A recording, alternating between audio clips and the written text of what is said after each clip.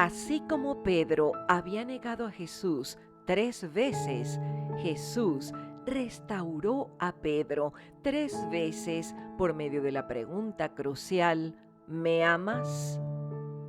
La pregunta definitiva que Dios nos hace a cada uno de nosotros en nuestro tiempo y lugar también es la misma: ¿me amas? Todo depende de nuestra respuesta a esa pregunta. Mis queridos amigos y hermanos, nos encontramos en un nuevo trimestre para estudiar un tema que tiene que ver con el amor de Dios y la justicia para con los seres humanos. Generalmente hemos escuchado que el Dios del Antiguo Testamento es un Dios muy diferente al del Nuevo Testamento. Sin embargo, esa no es una teología correcta. No es lo que nos dice el Antiguo Testamento. Y para ello podríamos ver 2 ejemplos. El caso de Abraham. Cuando tú lees el capítulo 18 del Génesis, ahí cuenta el relato de que el Señor va a destruir a Sodoma y a Gomorra, porque sus pecados han llegado hasta el límite. Y entonces Abraham comienza a discutir con Dios. Y Abraham trata de convencer a Dios de su justicia. Le dice: Señor, dice ahí en ese capítulo 18, que yo lo invito a que lo lea con cuidado. Dice: Señor, y si hubieran 50, tú destruirías todas estas ciudades solo porque no hay 50. Abraham lo que le está diciendo: Señor, sé justo. Y bueno, tú recuerdas, Abraham de 50 pasa a 45, de 45 pasa a 40, él va recateando con Dios hasta el momento en el que él entiende que ya la justicia ya no va a alcanzar más. Sin embargo, él se atreve a decir un poco más porque él quiere convencer a Dios de que sea justo. Pero a lo último, cuando él le dice: Señor, y si en vez de 20 hubiesen 10, ahora lo que Abraham está haciendo es apelando ya no a la justicia, sino a la misericordia de Dios.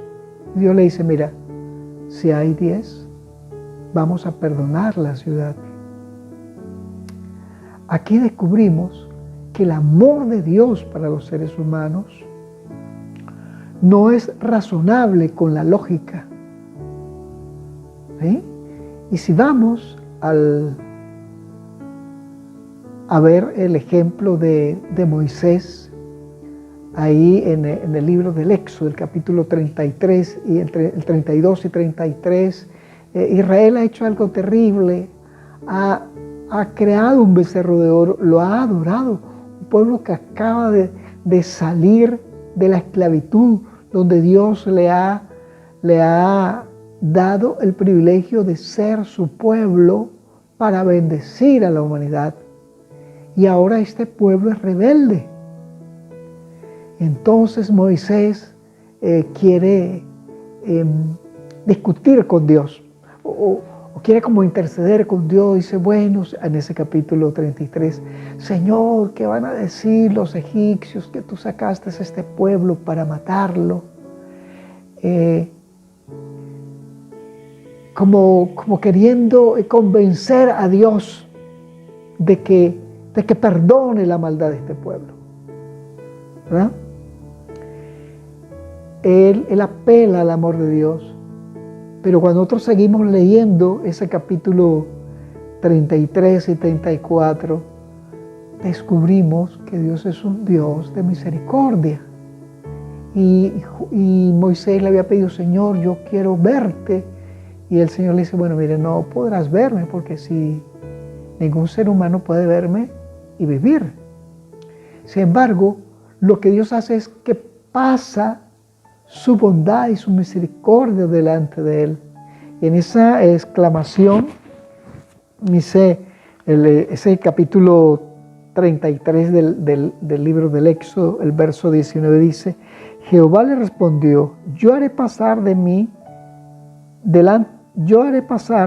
toda mi bondad delante de tu rostro y pronunciaré el nombre de Jehová delante de ti, pues tengo misericordia del que quiero tener misericordia y soy clemente con quien quiero ser clemente. No es que Dios está haciendo acepción de personas, no, porque inmediatamente después Dios perdona a todo Israel y Dios entonces decidió ser clemente con aquel que no lo merece. Y eso es importante entenderlo. El amor de Dios se nos da sin que nosotros lo merezcamos. Somos indignos del amor de Dios, pero Dios nos los da. Y Él ahí, en el capítulo siguiente, dice: yo muestro mi amor a millares. Entonces ya Moisés se percata así que Dios va más allá de la lógica de la misericordia. O sea, así como con Abraham, Dios va más allá. Abraham le dice que sea justo y después él entiende así que no, Dios no solo es justo, sino que es misericordioso.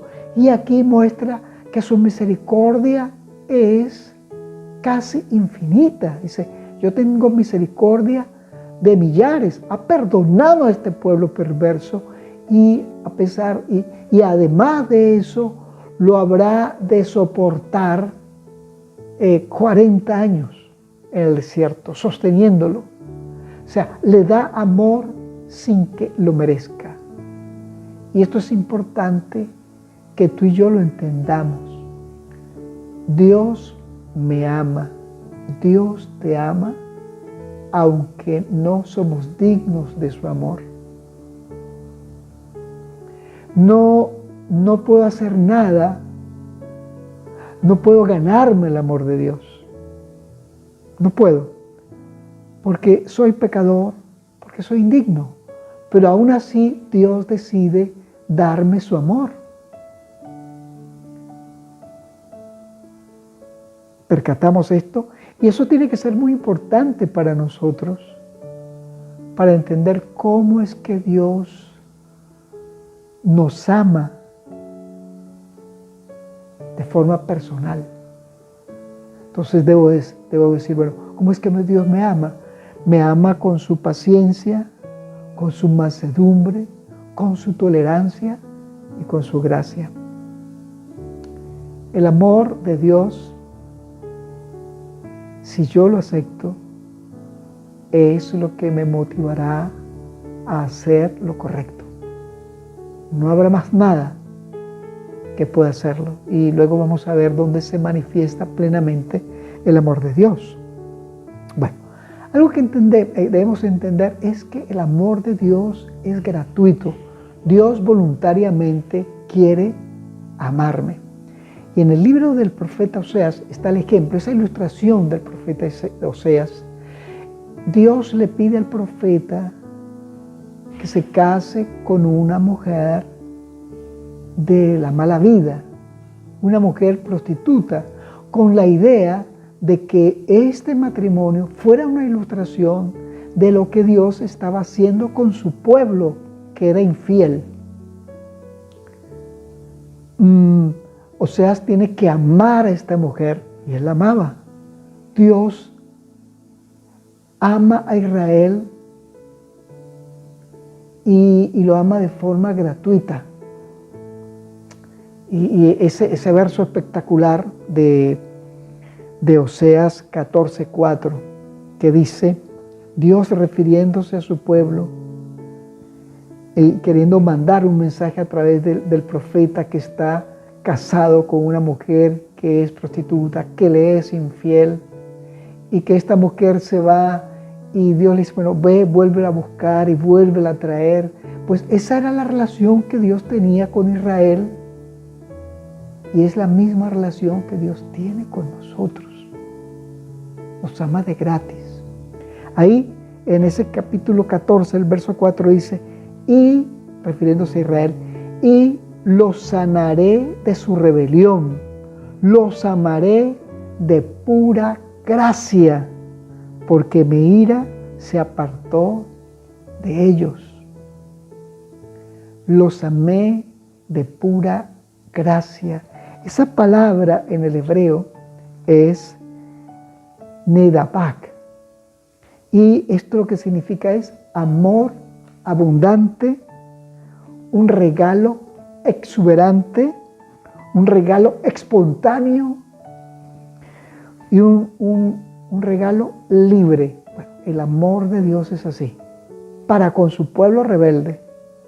Y recuerda, no solo para con su pueblo rebelde, sino para con aquellos que no es su pueblo.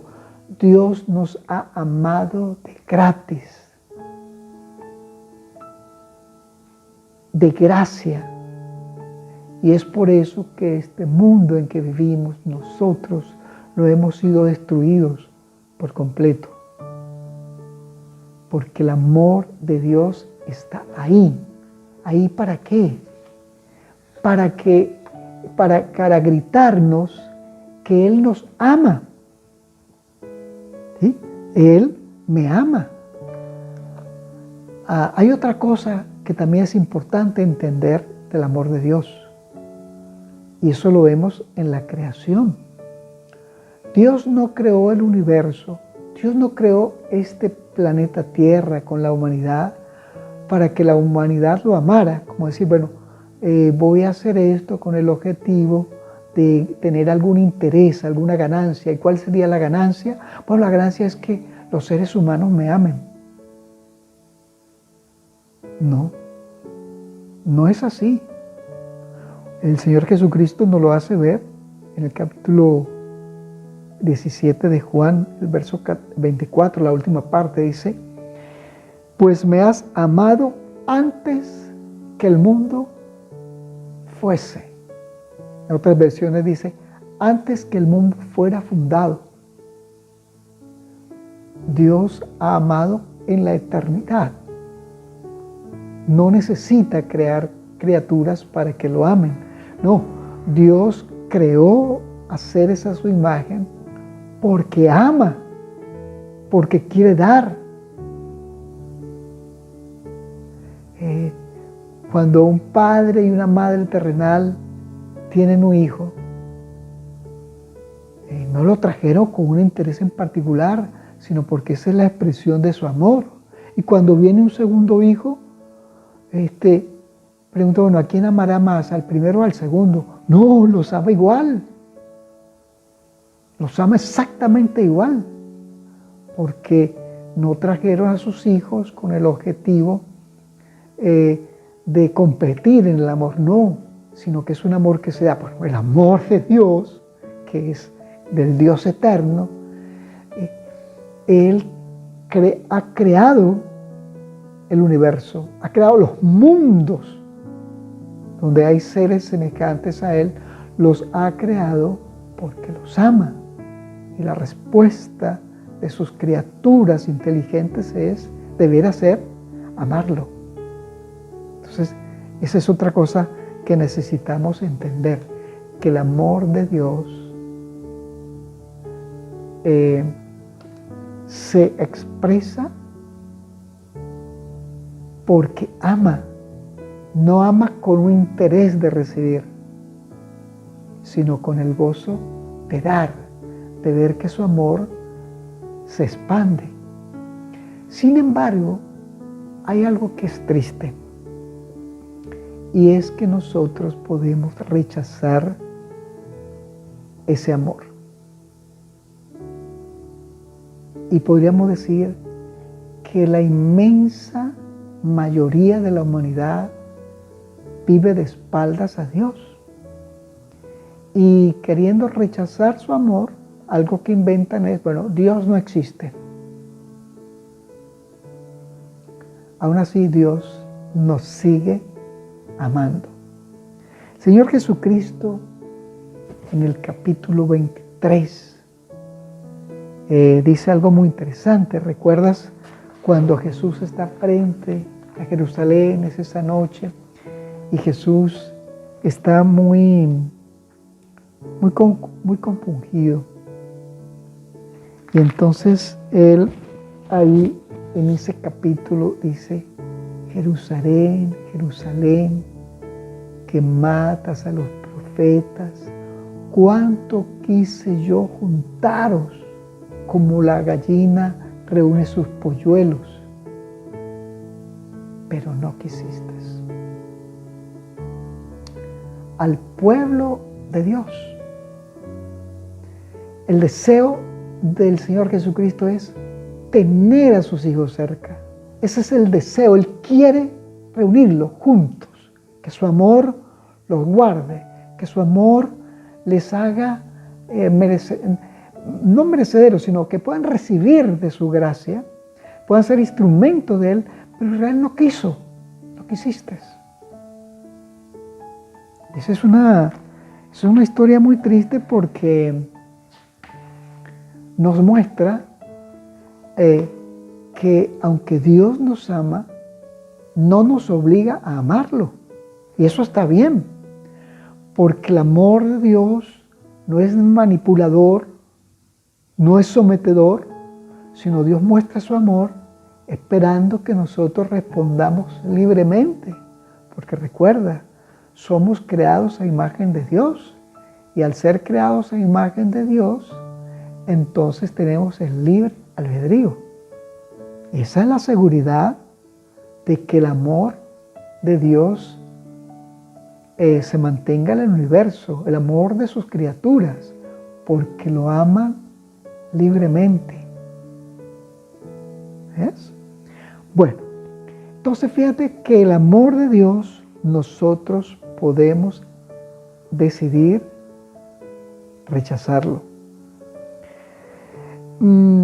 Está en el capítulo 22 de Mateo la parábola de la boda. Un rey que su hijo se va a casar y el rey va a hacer una boda, así que manda a sus siervos para lanzar la invitación a sus amigos que vengan a la boda. Dice, y estos rechazaron la invitación. Es más, dice que golpearon a algunos de los siervos. Una cosa que no hay forma de entenderse. Entonces, en esa parábola tan interesante, el rey dice, bueno, mire, salgan por todas partes e inviten a todos, a malos y buenos, que vengan a la boda. Y en ese entonces, si era un rey que hacía una boda, ese rey era quien proveía el vestido para las personas que aceptaban la invitación. Ese vestido se les prestaba a fin de estar dignamente vestidos en la boda que se realizaba. O sea, era algo que se proveía cuando se terminaba la fiesta, que podía ser 4, 5, 6, 7, 8, depende de la riqueza. 5, 6, 7, 8, 9, hasta 10 días, una fiesta de matrimonio. Cuando las personas se iban, pues se les retiraba el vestido, porque era lo que el rey facilitaba para que todos los invitados estuviesen dignamente presentes en la boda. Bueno, pero el relato bíblico es muy interesante. Recuerda que esa parábola la encontramos ahí en el capítulo 22 de Mateo, los versos 1 al 14. Sin embargo, algo que ocurre es que cuando el rey sale a ver los invitados, dice la parábola, ve a alguien que no tiene vestido de boda. Es decir, este invitado entró a la boda, pero no aceptó el vestido que se le proveía. Y recuerdan lo que pasó, dice, fue lanzado fuera. Bueno, ¿saben qué? Aquí hay una ilustración muy interesante. Una ilustración de toda esta parábola es que A muchos se les llama, pero muchos no aceptan la invitación.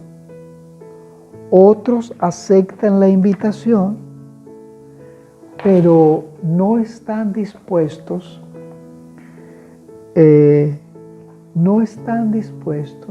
a aceptar las condiciones del rey. Bueno, muchos rechazan el amor de Dios y otros lo aceptan, pero no aceptan las condiciones. Dicen, no, yo quiero un Dios a mi manera. No, Dios nos dejó la verdad revelada en su palabra y ahí es que nosotros tenemos que tener, que tenemos la guía para seguir la voluntad de Dios. Este hombre dijo, aquel hombre en la parábola, dice, yo no creo que el rey me vaya a sacar sencillamente porque yo vengo con esta ropa. Yo no creo. No, es que no es lo que él creía, es lo que había que hacer, lo correcto, lo que había demandado el rey. Bueno, muchos hoy condicionamos de esa forma a Dios. Yo no creo que Dios por esto me va a excluir. No, pero es como decir, Señor, ¿cuánto es lo más lejos que yo puedo estar de ti sin perderme? No puede ser así, porque necesitamos hacer una entrega plena al Señor. Y entonces recuerda lo que dice la Escritura, muchos son llamados, pero pocos los escogidos. El Señor ha llamado a la humanidad entera, y no es que Dios dice, bueno, llamo a todos, pero escojo a estos solos. No, la idea aquí es que quienes son elegidos, dice, muchos son llamados y pocos los elegidos, es sencillamente los que aceptaron la salvación de Dios. Porque esa salvación nos habrá de cambiar. Esa aceptación del Señor nos irá guiando por las normas que el Señor dejó en su palabra. ¿Te percatas? Entonces, cuando yo respondo de forma positiva al amor de Dios, el fruto es la obediencia a la voluntad de Dios. Y no es mis condiciones, sino la voluntad de Dios. Entonces, de esta manera, quien es elegido no es porque es elegido arbitrariamente por Dios.